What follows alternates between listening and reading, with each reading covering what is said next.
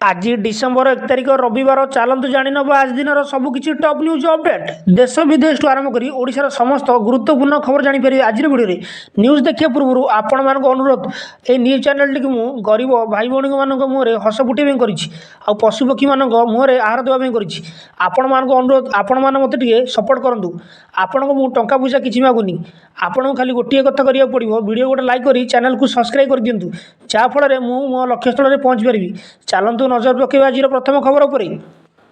आज प्रथम खबर डिसेम्बर 4 जाए वर्षा जानतु क्यों जिले में बरस आसंता डिसेम्बर 4 पर्यंत राज्यर विभिन्न जिले में वर्षा होवर सम्भावना रही। पाणीपाग विभाग पक्षर एभली पूर्वानुमान कराई। भुवनेश्वर आईएमडी पक्षर कहुई आगामी 24 घंटा मध्य राज्यर उपकूल जिला गुड़िक हालुकारु मध्यम धरण वर्षा होवर सम्भावना अच्छी। उपकूल ओडिशा मालकानगिरी कोरापुट रायगड़ा केन्दुझर मयूरभंज जिला गुड़िक हालुका वर्षा होवर सम्भावना अच्छी। सेहीपरि डिसेम्बर 2 रे मालकानगिरी कोरापुट रायगड़ा नवरंगपुर जगतसिंहपुर केन्द्रापड़ा भद्रक बालेश्वर और मयूरभंज जिला गुड़िक हालुका वर्षा होवर सम्भावना अच्छी। सेहीपरि डिसेम्बर 3 रु पाग शुखिला रही अनुमान कर सूचना। परवर्ती खबर राज्य में बढ़ला आलू दर पश्चिमबंग अटकी रही ओडिशा को आसुवा आलू गाड़ी गत 2 दिन बढ़ीगला सेठार आलू आसीपारि यार प्रभाव एवं बजार पड़ी।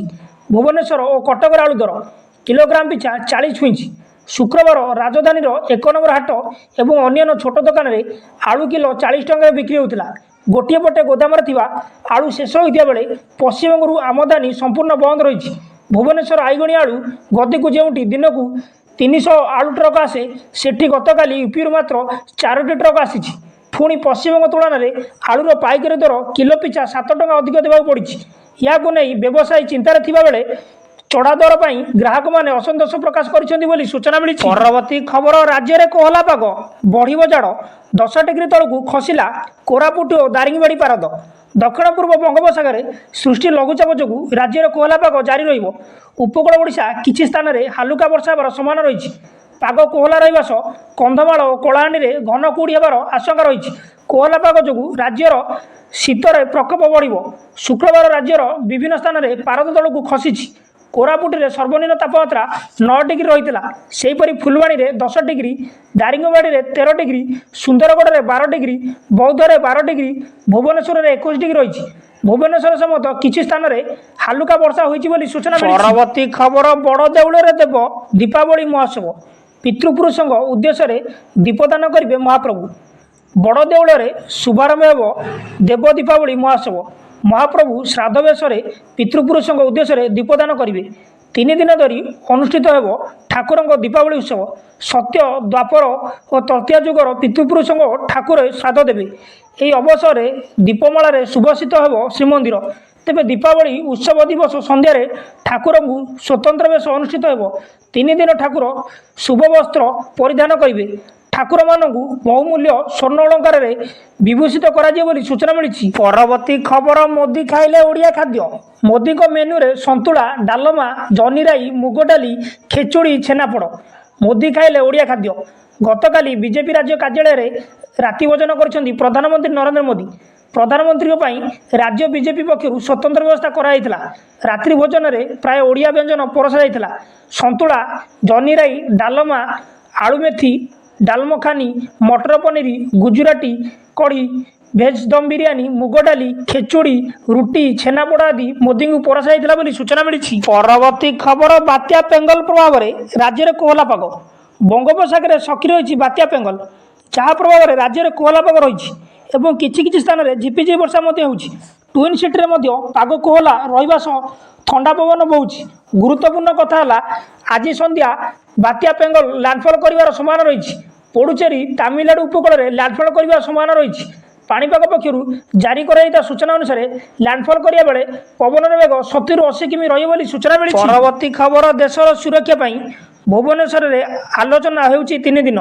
देशर निरापत्ता गुरुत्वपूर्ण डीजीआईजी सम्मेलन शुक्रवार लोकसभा भवन में आरंभ हो सम्मेलन को केंद्र स्वराष्ट्र मंत्री अमित शाह उद्घाटन कर। सम्मेलन 3 दिन धरी चलिबो। यह सम्मेलन में बहुजातीय सुरक्षा परामर्शदाता अजित डोभाल समेत सबु राज्यर पुलिस निर्देशक वरिष्ठ व्यक्ति जोग देइछन्ति। प्रधानमंत्री नरेंद्र मोदी आज यह सम्मेलन को संबोधित करेंगे।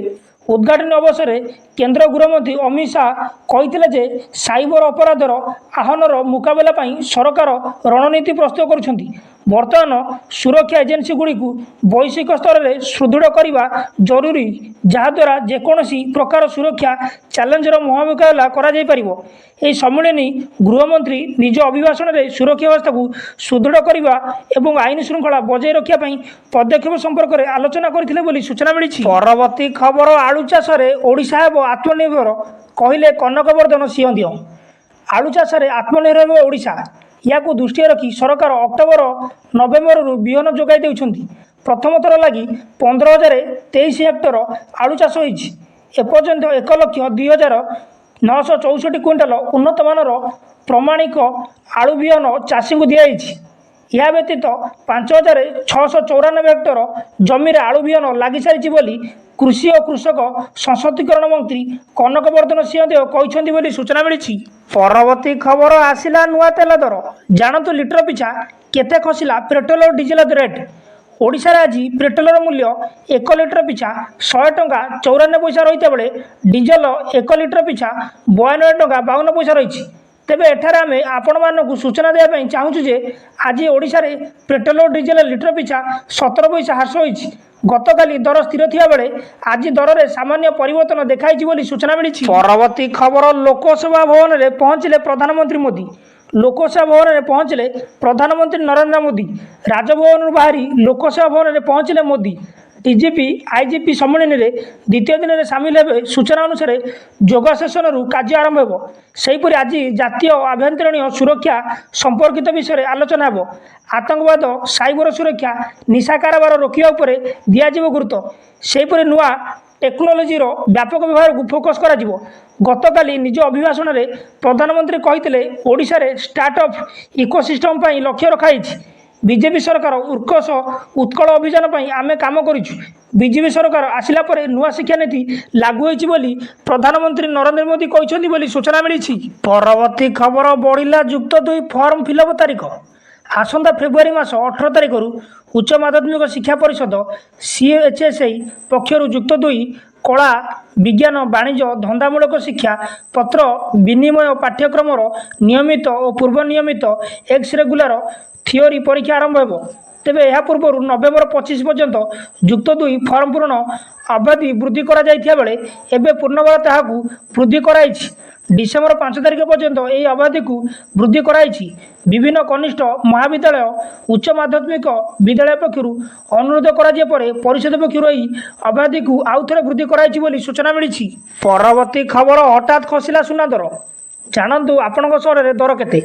आज भारतीय बाजार में 22 क्यारेट सुना दर 10 ग्राम प्रति 61,500 टंका होता बेले 24 क्यारेट सुना दर 10 ग्राम पिछा 78,000 टंका रही।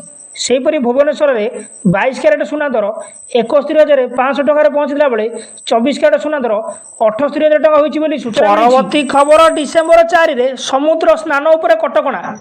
डिसेम्बर 4 रे नौसेना दिवस उत्सव पालन आरंभ हो काउंटडाउन। पुरी रे कड़ा सुरक्षा व्यवस्था ब्लांकेट सिक्यूरीटी रहिबो। श्रीक्षेत्र सुरक्षा दायित्व में वरिष्ठ पुलिस अधिकारी मुतयन रहिबे। 4 तारिख दिन समुद्र स्नान उपर कटकणा लगाई।